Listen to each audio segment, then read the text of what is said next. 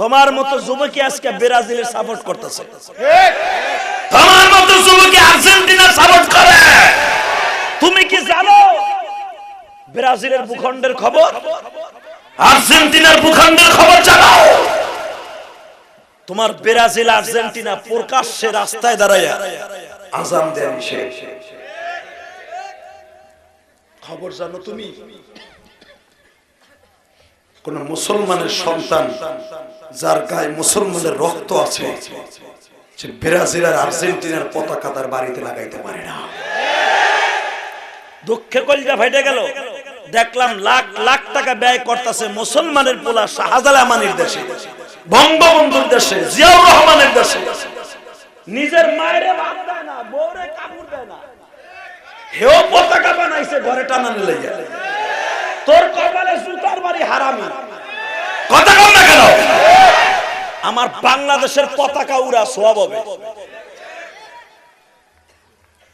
আল্লাহর কোরআনের কথা ডাইরেক্ট যারা বিজাতিদেরকে ভালোবাসবে, ইহুদি নাসারাকে ভালোবাসবে, বিশ্বনবী হাদিসে বলেন আল মারউ মা'a মান হাব্বা, যার সাথে তোমার মুহাব্বত থাকবে, যেই দেশকে মুহাব্বত করবা, যেই মানুষটাকে মুহাব্বত করবা, ও যদি বেঈমান হয় ওর সাথে জাহান্নামে যাবে।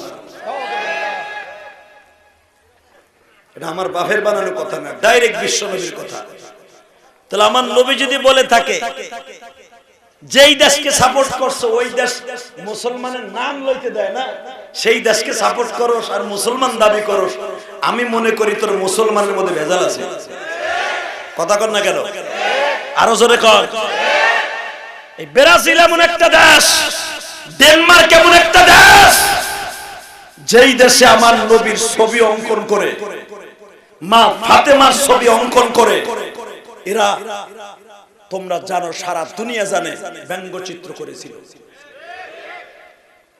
তোকে পাও দুইটা দর্শী যুবক যেই ব্যঙ্গচিত্র করেছিল ব্রাজিল তাদের পক্ষে কথা বলেছে, বিপক্ষে না।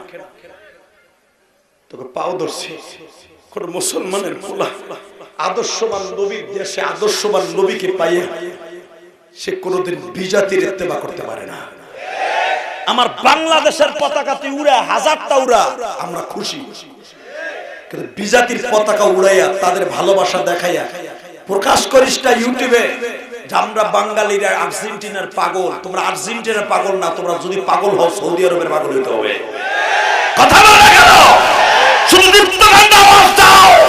যেই দেশের বেঈমানগুলা নবীর ব্যঙ্গচিত্র সমর্থন করে, যেই দেশের বেঈমানগুলা প্রকাশ্যে আল্লাহ বলতে নিষেধ করে,